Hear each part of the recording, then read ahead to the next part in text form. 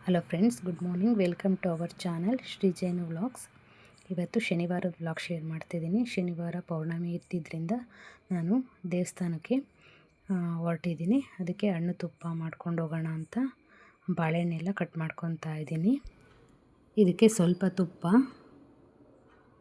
ಹಾಗೆ ಸ್ವಲ್ಪ ಬೆಲ್ಲ ಮತ್ತು ಕಾಯಿ ತುರಿ ಇದನ್ನೆಲ್ಲ ನೀಟಾಗಿ ಮಿಕ್ಸ್ ಮಾಡ್ಕೊಂಡು ರೆಡಿ ಮಾಡಿಕೊಂಡೆ.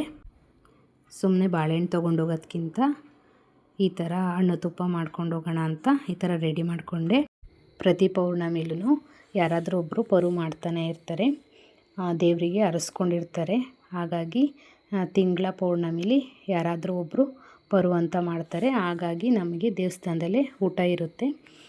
ನಾವು ದೇವಸ್ಥಾನಕ್ಕೆ ಹೋಗ್ಬಿಟ್ಟು ಊಟ ಮಾಡಬೇಕು. ಮುದ್ದೆ ಪರು ಮಾಡ್ತಾರೆ ಅಥವಾ ಪಾಯಸ ಈ ಥರದ್ದೇನಾದರೂ ಒಂದು ಮಾಡ್ತಾರೆ. ಹಾಗಾಗಿ ನಾವು ದೇವಸ್ಥಾನಕ್ಕೆ ಅಂತ ಮಂಗಳಾರತಿ ಹಣ್ಣು ತುಪ್ಪ ಎಲ್ಲ ತೊಗೊಂಡು ನಾನು ಗೀತಕ್ಕನೂ ಹೋಗ್ತಾ ಇದ್ದೀವಿ. ಎಲ್ಲರೂ ಸಹ ಊಟ ಮಾಡಿಕೊಂಡು ಬರ್ತಾಯಿದ್ರು. ನಾವಿವಾಗ ಹೋಗ್ತಾ ಇದ್ದೀವಿ. ದೇವಸ್ಥಾನ ಇನ್ನೇನು ಸಿಕ್ತು ನಮಗೆ, ಹಾಗಾಗಿ ನಡ್ಕೊಂಡು ಹೋಗ್ತಾ ಇದ್ದೀವಿ. ಬರೋರು ಬರ್ತಾನೇ ಇದ್ದರು. ಊಟ ಮಾಡ್ಕೊಂಡು ಹೋಗ್ತಾಯಿದ್ರು. ಹೋದ ತಕ್ಷಣ ದೇವರಿಗೆ ಮಂಗಳಾರತಿ ಸಹ ಮಾಡಿಸಿದ್ವಿ. ಹೊರಗಡೆ ಕರ್ಪೂರ ತೊಗೊಂಡಿದ್ದೆಲ್ಲ ಹಚ್ಚಿದ್ವಿ. ಆಮೇಲೆ ಊಟಕ್ಕೆ ಸಹ ಹೋದ್ವಿ.